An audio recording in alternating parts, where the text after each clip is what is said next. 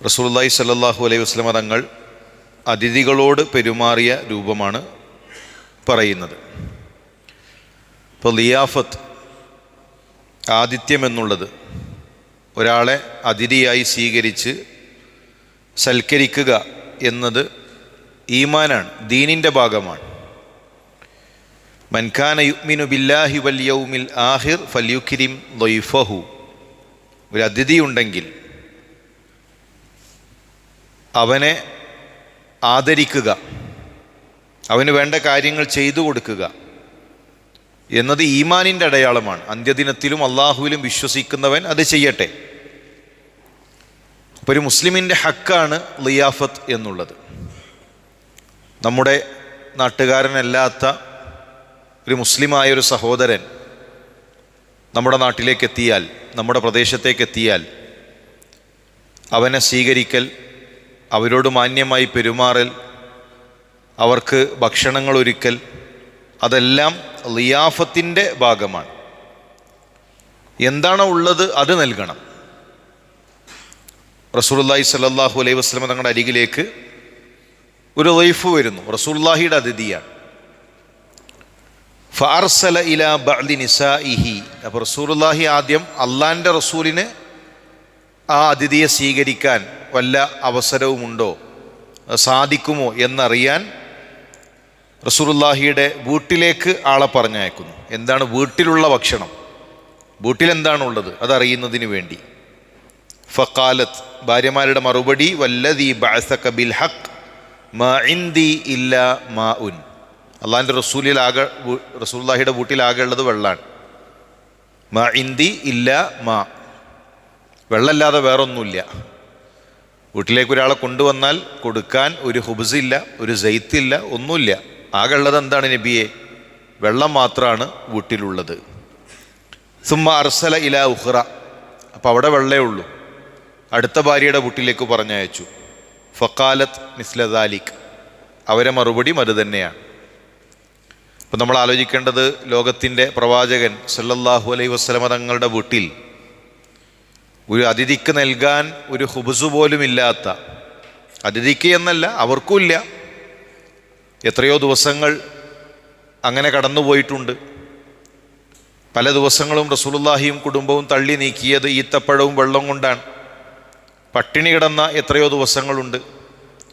പക്ഷെ അവിടെയൊന്നും കുടുംബത്തിന് പരാതിയോ, പലപ്പോഴും ഇന്ന് എന്തെങ്കിലും ഒരു ചെറിയ ഒരു കാര്യം ഇല്ല എങ്കിൽ, വിചാരിച്ച അതേ ബ്രാൻഡ് കിട്ടിയില്ലെങ്കിൽ, അല്ലെങ്കിൽ വിചാരിച്ച അതേ സാധനം കിട്ടിയില്ലെങ്കിൽ അതിൻ്റെ പേരിൽ മുഖം കയർക്കുന്ന സ്ത്രീകളുണ്ട്. പ്രവാസികൾ ജോലി നഷ്ടപ്പെട്ട് നാട്ടിലെത്തിയാൽ മുമ്പ് എങ്ങനെയായിരുന്നോ ജീവിതം അതുപോലെ തന്നെ പോകണം. മുമ്പ് അവരുടെ അവസ്ഥ എന്തായിരുന്നോ അതേ അവസ്ഥയിൽ തന്നെ പോകണം. ഭർത്താവിൻ്റെ ജോലിയിൽ പ്രയാസമുണ്ടോ, കച്ചവടം മുന്നേ ഉള്ള അതേ രൂപത്തിൽ തന്നെയാണോ, അതൊന്നും അറിയേണ്ട ആവശ്യമില്ല. ഭർത്താവിൻ്റെ അവസ്ഥ എന്താണ്, സാമ്പത്തിക അവസ്ഥ എന്താണ്, അതിൽ കുറവ് വന്നിട്ടുണ്ടോ, പ്രയാസങ്ങളുണ്ടോ, അതറിഞ്ഞ് കണ്ടറിഞ്ഞ് പെരുമാറണം എന്നതല്ല. ഒരു ചെറിയ അഡ്ജസ്റ്റ്മെൻറ്റിന് പോലും തയ്യാറാകാതെ അവരാഗ്രഹിക്കുന്നത് മുഴുവൻ കിട്ടണം എന്ന രൂപത്തിൽ ചിന്തിക്കുന്ന ചില ആളുകളുണ്ട്. റസൂലുള്ളാഹി സ്വല്ലല്ലാഹു അലൈഹി വസല്ലം തങ്ങളുടെ വീട്ടിൽ ഒരു ഹുബ്സ് പോലുമില്ല.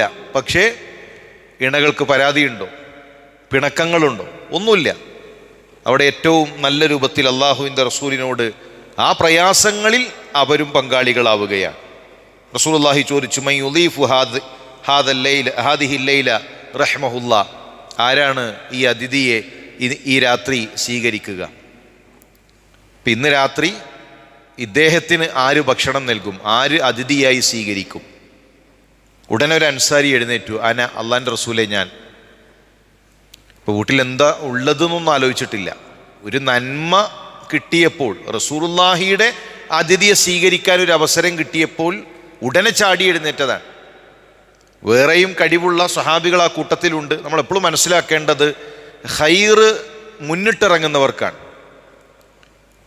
ഖൈറെന്ന് പറഞ്ഞാൽ ഒരുപാട് ആളുകൾ പിന്നാലെ കൂടി അത് ചെയ്യ്, അത് കണ്ടറിഞ്ഞ് മനസ്സിലാക്കി ചെയ്യ് എന്ന് പറഞ്ഞ് പിന്നാലെ വന്ന് നമ്മളെ ഫോളോ ചെയ്ത് ചെയ്യുന്നതിലല്ല ബറക്കത്തുള്ളത്. ഒരു നന്മ കാണുമ്പോൾ തന്നെ ഒരു ഖൈറ് കാണുമ്പോൾ തന്നെ അതിൽ മുന്നിട്ടിറങ്ങുന്നതിലാണ്. ഉക്കാശ റളിയല്ലാഹു തആല റസൂലുള്ളാഹി പറഞ്ഞു 70,000 ആളുകൾ വിചാരണ കൂടാതെ സ്വർഗത്തിലെത്തും. അവർക്ക് ഹിസാബില്ല, അദാബില്ല, വിചാരണയുമില്ല, ശിക്ഷയുമില്ല. അങ്ങനെ 70,000 ആളുകൾ സ്വർഗത്തിലെത്തും. അത് കേട്ട ഉടനെ ഉക്കാശ എഴുന്നേറ്റിട്ട് ചോദിച്ചു, അല്ലാഹുവിൻ്റെ റസൂലേ, ഞാൻ അതിലുണ്ടാകാൻ അങ്ങ് പ്രാർത്ഥിക്കണം, എനിക്കതിന് അവസരം വേണം. റസൂലുള്ളാഹി പറഞ്ഞു, അൻത മിൻഹും, താങ്കൾ അതിൽപ്പെട്ട വ്യക്തിയാണ്. വിചാരണയുമില്ല, അദാബുമില്ല, അങ്ങനെ സ്വർഗത്തിലെത്തും. അപ്പം അത് കേട്ടപ്പോൾ അടുത്ത ആൾ എഴുന്നേറ്റു, നബിയെ എനിക്കും. റസൂലുള്ളാഹിയുടെ മറുപടി, സബഖക ഉക്കാശ, ഉക്കാശ മുൻകടന്നു. ആദ്യം വന്നത് ഉക്കാശയാണ്.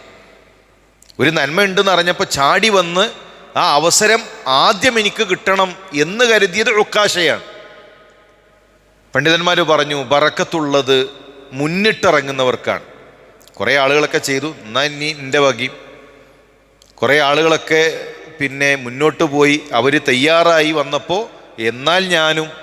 അങ്ങനെ കൂടെ കൂടുന്നവർക്കല്ല, ആളുകളെ നോക്കി പിന്നാലെ വരുന്നവർക്കല്ല, മുന്നിൽ വരുന്നവർ, മുന്നിട്ടിറങ്ങുന്നവർ. ഇവിടെ സ്വഹാബിയുടെ നിലപാട് നോക്കൂ. എന്താ വീട്ടിലുള്ളതെന്നൊന്നും അന്വേഷിച്ചിട്ടില്ല. ഞാൻ ചെയ്യാം. എന്നിട്ട് നേരെ വീട്ടിലേക്ക് ഓടാൻ. അഖിരിമി ലൈഫ റസൂലില്ലാ, പെണ്ണിനെ വിളിച്ചു, ഭാര്യയെ വിളിച്ചു. അള്ളാഹിൻ്റെ റസൂലിൻ്റെ അതിഥിയുമായിട്ടാണ് വരുന്നത്. ഞാൻ കുറച്ച് കഴിഞ്ഞാൽ അതിഥി എത്തും. ആ അതിഥിക്ക് വേണ്ട കാര്യങ്ങൾ ചെയ്യണം. അവരുടെ മുഖം കയർത്തോ. ചിലപ്പോൾ സ്ത്രീകൾ പലപ്പോഴും അങ്ങനെയാണ്. ഇന്നൊരു ഗസ്റ്റ് ഉണ്ടെന്ന് പറഞ്ഞാൽ, ഇപ്പോൾ ഇന്ന് നിങ്ങൾ കൊണ്ടുവരില്ല, ഇന്ന് ഇവിടെ തുടച്ചിട്ടില്ല, ഇവിടെ അതാക്കിയിട്ടില്ല, ഇവിടെ ക്ലീൻ ആക്കിയിട്ടില്ല, റൂമൊന്നും റെഡിയാക്കി വെച്ചിട്ടില്ല, അതുകൊണ്ട് ഇന്നിപ്പോൾ ഏതായാലും പറ്റൂല. അല്ലെങ്കിൽ പിന്നെ ഇന്നിപ്പം കുറേ പണിയുണ്ട്, അതിൻ്റെ ഇടയിൽ കൂടെ ഒരു അതിഥിയെ സ്വീകരിക്കുക എന്നത് ദീനാണ്. എങ്ങനെയാണോ നമുക്ക് സ്വീകരിക്കാൻ കഴിയുക ആ രൂപത്തിൽ സ്വീകരിക്കണം. സലഫുകൾ ജുമുഅക്കും ഒരു അതിഥി വീട്ടിലേക്ക് വരുന്നത് പോലെ ഒരുങ്ങുമായിരുന്നു. ജുമുഅക്ക് എങ്ങനെയാണോ ഒരുങ്ങുക അതുപോലെ എപ്പോൾ അവരൊരുങ്ങും? വീട്ടിലേക്കൊരു ലൈഫ് വരുമ്പോൾ, ഒരു അതിഥി വരുമ്പോൾ ആ അതിഥിയെ സ്വീകരിക്കാൻ, അതിഥിക്ക് ഭക്ഷണം ഒരുക്കാൻ നമ്മുടെ മുൻഗാമികൾ ഒരുങ്ങുമായിരുന്നു. അങ്ങനെ സ്വഹാബി വന്നിട്ട് പറയാണ്, ഇതാ ഒരു ലൈഫുണ്ട്, ഒരു അതിഥിയുണ്ട്.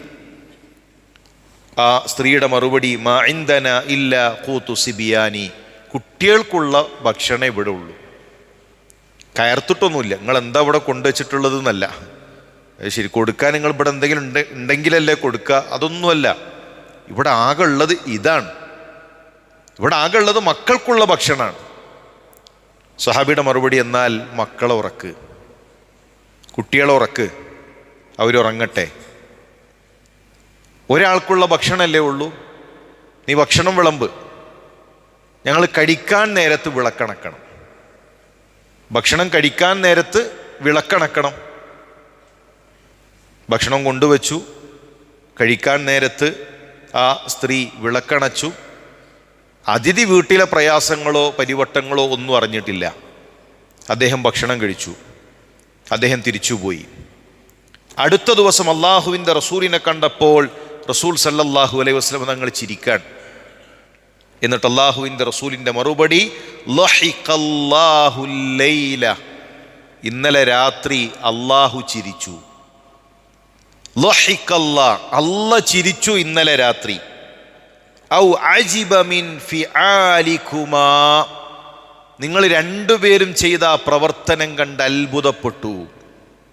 വീട്ടിലേക്ക് അതിഥി വന്നപ്പോൾ ആ അതിഥിയെ സ്വീകരിച്ച രൂപമുണ്ടല്ലോ, മക്കൾക്കുള്ള ഭക്ഷണം ഒരുക്കി വെച്ച്, മക്കളെ ഉറക്കി, വിളക്കണച്ച്, അതിഥിയെ ആ സൽക്കരിച്ച, ആദരിച്ച, മാനിച്ച ആ ഒരു പ്രവർത്തനം കണ്ട്, നിങ്ങളുടെ അമല് കണ്ട് അള്ളാഹു ചിരിച്ചു.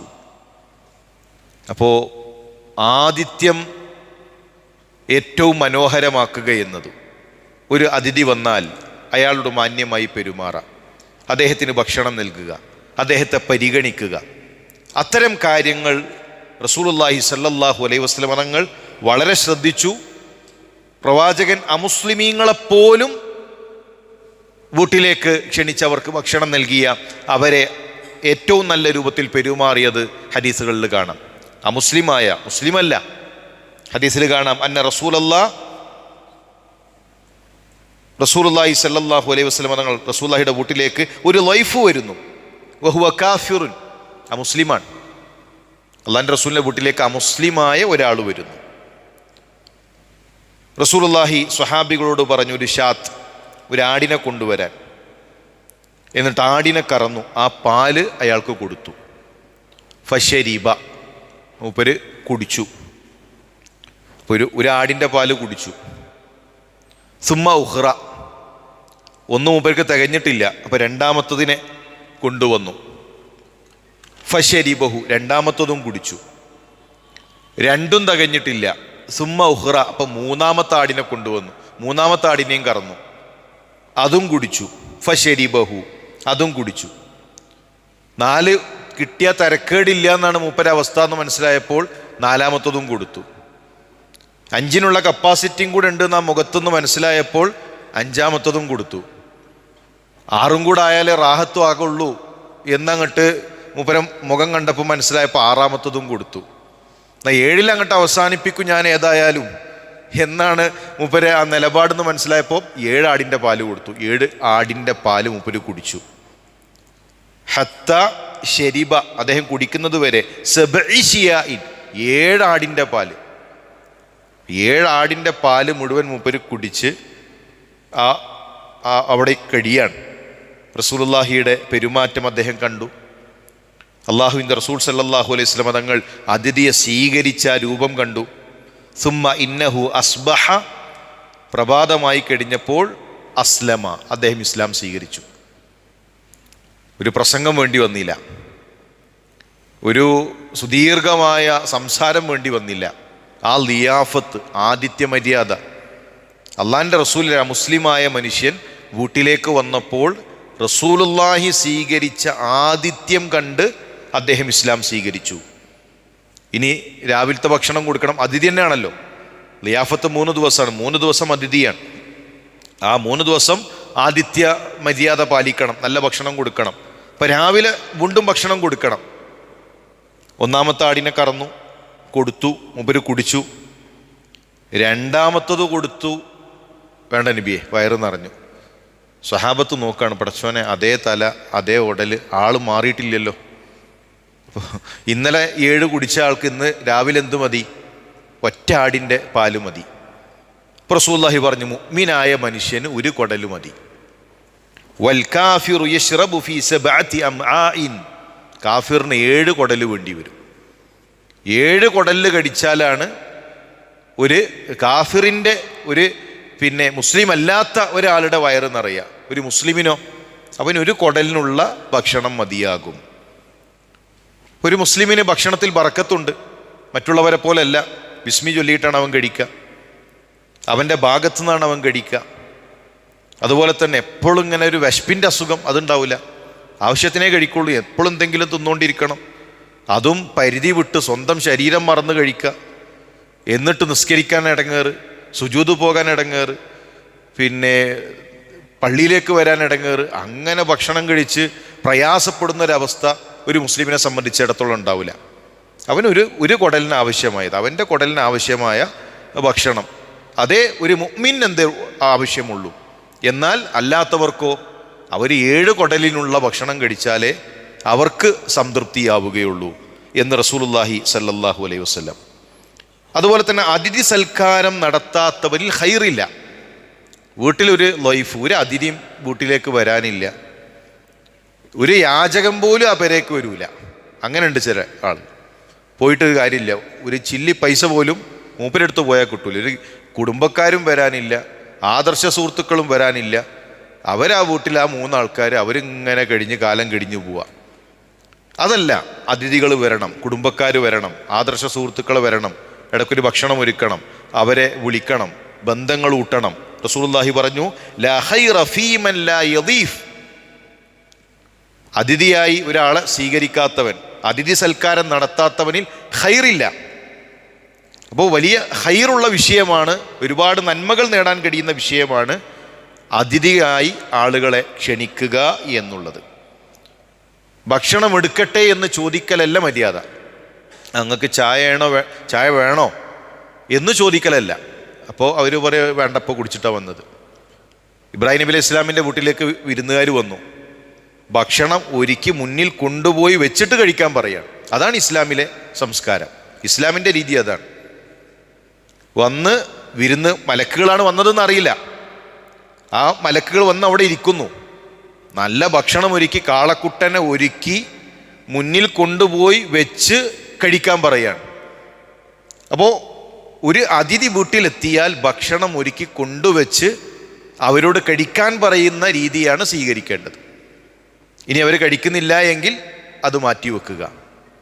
അല്ലാതെ വേണോ എടുക്കട്ടെ, ഇവിടെ പിന്നെ ആരും ഒന്നും പറയില്ല, വേണ്ടവർ ആവശ്യത്തിനുള്ളത് എടുത്ത് കഴിക്കുക, ആരും നിർബന്ധിക്കൂല, ഒന്നും പറയില്ല. ചിലരൊക്കെ അങ്ങനെയാണ്, ഇവിടെ ഒന്നും പറയില്ല, വേണമെങ്കിൽ വേണ്ടത് എടുത്ത് കഴിക്കുക. അതല്ല, ആ കഴിക്കാൻ പറയൽ ദീനാണ്. കഴിക്കും, കുറച്ചുകൂടെ നിങ്ങൾ ഇടീൻ എന്നു പറയൽ ഇസ്ലാമിൻ്റെ സംസ്കാരമാണ്. കഴിക്കാൻ പറയണം, ആവശ്യപ്പെടണം, അതെല്ലാം ഇസ്ലാമിക സംസ്കാരത്തിൻ്റെ ഭാഗമാണ്. മാത്രവുമല്ല, ഉള്ളതുകൊണ്ടാണ് സൽക്കാരം നടത്തേണ്ടത്. സൽക്കാരം എന്നല്ല, ഒരു കല്യാണം, വീട്ടിലെ കല്യാണമാണ് എങ്കിൽ, നമ്മളെ വീട്ടിൽ ഒരു നോമ്പുതുറ നടത്തുകയാണ് എങ്കിൽ, നമ്മുടെ വീട്ടിൽ ഒരു കുടുംബക്കാരെ ക്ഷണിക്കുകയാണെങ്കിൽ, ഒരു പൊങ്ങച്ചത്തിലേക്ക് ഉള്ള സമ്പത്തിനപ്പുറത്തേക്ക് കാണിക്കുന്നത് ശരിയല്ല. മഹാനായ അനസ് റളിയല്ലാഹു തആല പറയുന്നു, കുന്ന ഇൻദ ഉമർ, ഞങ്ങൾ ഉമർ റളിയല്ലാഹു തൻ്റെ അരികിലിരിക്കുകയായിരുന്നു. ഫഖാൽ, അപ്പോൾ ഉമർ ഞങ്ങളോട് പറഞ്ഞു, നുഹീന അനി തകല്ലുഫ്, കഴിവിനപ്പുറം ചിലവഴിക്കൽ ഞങ്ങളെ തൊട്ട് വിരോധിച്ചു. ഒരു 10 ആളെ വെച്ച് കല്യാണം നടത്താനുള്ള സാമ്പത്തിക ശേഷിയേ ഉള്ളൂ, അത്ര സാമ്പത്തിക ശേഷി ഒരാൾക്കുള്ളൂ. 10 ആളെ വെച്ച് അവർക്കുള്ള ഭക്ഷണം കൊടുത്ത് കല്യാണം നടത്തിയാൽ മതി.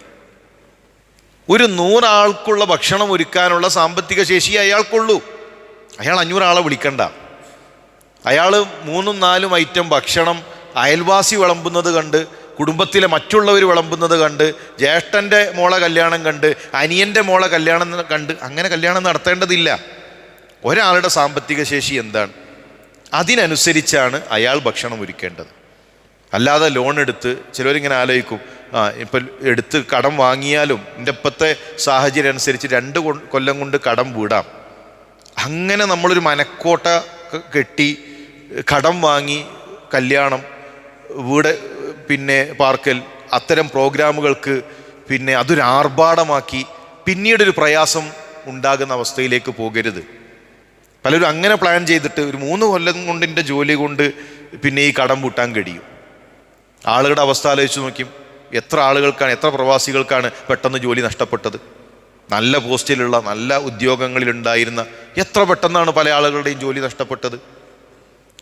ജോലി നഷ്ടപ്പെടുന്ന സാഹചര്യങ്ങളുണ്ടാകും, മാർക്കറ്റ് ഇടിയും, ആ വ്യക്തി തന്നെ രോഗിയാവും. പിന്നെ ഈ കടം പൂട്ടാൻ കഴിയാതെ പ്രയാസപ്പെടാൻ. നമ്മൾ വിചാരിക്കുന്ന രൂപത്തിലൊന്നും നമ്മുടെ ജീവിതം മുന്നോട്ട് പോകില്ല. നമ്മൾ വിചാരിക്കുന്ന രൂപത്തിൽ എല്ലാ മാസത്തിലും 20,000 ബാക്കി വരും, അതിൽ 10,000 കൊണ്ട് കടം പൂട്ടും, ബാക്കി 10,000 എന്നാലും ബാക്കിയാണ്. അങ്ങനെയൊന്നും ഉണ്ടാവില്ല. പുതിയ ചെലവുകൾ വരും, രോഗങ്ങൾ വരും, കുടുംബത്തിൽ മറ്റു പ്രയാസങ്ങൾ വരും. അപ്പോൾ ഒരുപാട് കടം വാങ്ങി, ലക്ഷങ്ങൾ കടം വാങ്ങി കല്യാണം നടത്തി, വീടുകൂടൽ നടത്തി, വീട്ടിലെ ഓരോ പ്രോഗ്രാമുകളും, അങ്ങനെ ഒരു തകല്ലുഫ്, ആവശ്യത്തിനധികം ചിലവഴിക്കുന്ന രീതി ശരിയല്ല. നമ്മുടെ സാമ്പത്തിക അവസ്ഥ നമുക്കറിയാം. എന്താണ് എൻ്റെ വരുമാനം? എനിക്ക് മാസത്തിലുള്ളതൊരു 16,000 രൂപയാണ്, ഒരു 20,000 രൂപയാണ്. ഞാനൊരു ഓട്ടോ ഓടിച്ച് ജീവിക്കുന്ന ഒരാളാണ്. മാസത്തിൽ എൻ്റെ ചിലവൊക്കെ കഴിഞ്ഞ് ബാക്കി വരുന്നതൊരു 3,000 രൂപയാണ്. അപ്പം അതിനനുസരിച്ചുള്ള ഒരു ഭക്ഷണം ഒരുക്കിയാൽ മതി. നാട്ടുകാരെ ഞെട്ടിക്കാനും, നാട്ടുകാരെ കാണിക്കാനും, സ്റ്റാറ്റസ് ഒപ്പിക്കാനും, അതിനനുസരിച്ച് അതിനുവേണ്ടി നമ്മൾ കടം വാങ്ങി പിന്നെ കടക്കണിയിലേക്ക് പോകുന്ന രീതി ശരിയല്ല. അത് ശക്തമായ രൂപത്തിൽ നമ്മുടെ മുൻഗാമികൾ താക്കീത് നൽകി. ആ വിഷയം നാം ശ്രദ്ധിക്കേണ്ടതുണ്ട്. ഒരു അതിഥി വീട്ടിലെത്തിയാൽ ആ അതിഥി വീട്ടിൽ നിന്ന് തിരിച്ചു പോകുമ്പോൾ വാതിൽ വരെ അദ്ദേഹത്തിൻ്റെ പിറകെ പോവുക. യാത്ര അയക്കുമ്പോൾ കൂടെ പോയി യാത്ര അയക്കുക എന്നത് റസൂലുള്ളാഹിയുടെ സുന്നത്താണ്. ഇന്ന മിന സുന്ന അൻ യഖ്റുജ അർ-റജുലു മഅ ദൈഫിഹി ഇലാ ബാബിദ്ദാർ.